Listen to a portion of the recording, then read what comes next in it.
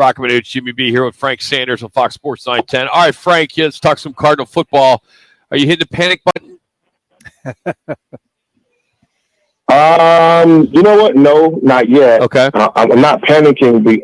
I'm not panicking because I still see this. Still, let's be honest. This is a young football team in regards to the players, but in regards to what we describe as our head coach and our quarterback, J.J. Watt. There's certain players, James Conner, Zach Ertz, our offensive line. There's certain guys that we just expect a lot out of, and they're just not coming to the table in regards to that whole collective group. But there are players that's playing football, that's coming to compete every Sunday or Thursday night, but not everyone is doing that. And I think that's the part that's tough for me as a former player and for you as the fan to watch, because the mental mistakes, the penalties, the piss poor clock management should not be happening with this football team at this stage right now.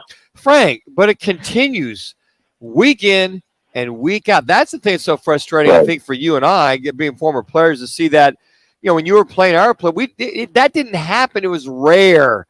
You had the clock wind down, you had to call a timeout. Or a last 3 drives of a game where you got the ball 3 times to try to tie a game up was just unheard of. You never got the ball back. But to have the opportunities, have an offsides, have an illegal block, have 2 holding calls back-to-back by a rookie tight end. I mean, this is like an anomaly, which I've never seen, which tells me the attention to detail has not been there, and I put that squarely on the head coach in Cliff Kingsbury.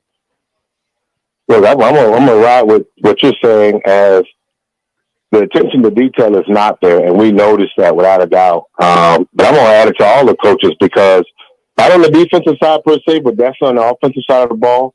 I think they're relying too much on D-Hops, and the mentality of everyone else is, well, Kyler's going to throw the ball to D-Hops primarily.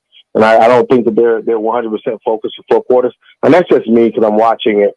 And I can't say, now you get a guy behind the microphone, how dare he say that? I'm out here playing, I'm working my ass off and trying to be the best I can be. Well, we got film, and we're watching you, and we see what you're doing. So I can argue back and forth with any one of those guys.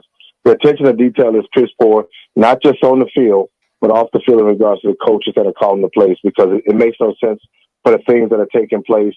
Definitely when it comes to clock management and the piss poor management of the timeouts that are needed to allow yourself to go down and score and put you in the best position. Frank, why is that? Why is that, Frank? I mean, they've been doing this now for 4 years, and it's still the same year after year.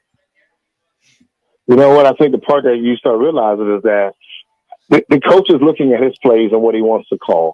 And I think that he realized that those plays that would be just an open offense. We can't run an open offense. And I can't say that I'm watching the film of everybody, because the way the telecast is, when I go back and watch regular TV, there are guys that are not necessarily anticipating the ball. There are guys that are just getting, literally in our front line, just getting beat. I regard this as the Arizona Cardinals is the team right now that most teams are watching. If we stop Kyler, then we got a chance to win. And this week we should eat. And I mean eat. I should get 2 or 3 sacks. I possibly can get 1 or 2 interceptions. There's a good chance I can run for 100 yards. Our defense gave up 180 yards rushing with 3 touchdowns on the ground. That's something that hadn't been done, but I think we just got exposed to another team, a good team that could, that presents problems to our defense. And unfortunately, why is it happening? I go back to what Manu said. There is attention to detail that needs to happen to be a pro. Everything you guys do on the radio requires attention to detail. We have a lot of fun, but there are things that you guys know how to do, when to do it, how to move a segment, how to pitch up, how to tee up a tease, and that's some of the stuff that you know what to do. The players over in that locker room, they're young, and they're just missing that part of the game right now. There's no panic button, Rock, because it's week 8. We still got 9 more games to play, and it's not easy, but these guys got to figure it out. I'd love to get your take on what you're seeing or what you saw with Patrick Peterson and, the first play of the game, and then, of course, what he said after the game, and during the game, One minute. the email or not, the emails from fans from Michael Bidwell and all that. I mean, you think he's talking smack, or there could be something there? And those emails laid on his locker from the upper management. Look, I know Pat's a good dude, man. Pat's a good dude. He ain't lying about what he's talking about. Okay. The part about that is that will we get the truth of the answers from everybody else? This guy's literally just saying and constantly repeating, why I haven't had a man-to-man talk with Steve Keim.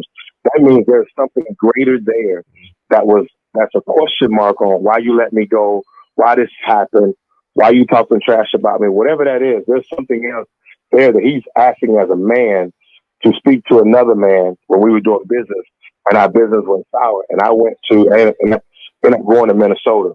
The game yesterday was personal. And it was not just personal for Pat P. We saw Jordan Hicks at the end of the game and when he was making plays. That tells you that there was something there that these guys realized. I mean, there's something that with management and how our organization is run, these guys got a problem with it. One thing Aeneas told me, Rock, was this here, man. You want to go somewhere where you're celebrated and not tolerated. And when a guy like Pat P or Jordan Hicks go to Minnesota and they feel like they were celebrated, all the energy and efforts to derail the Arizona Cardinals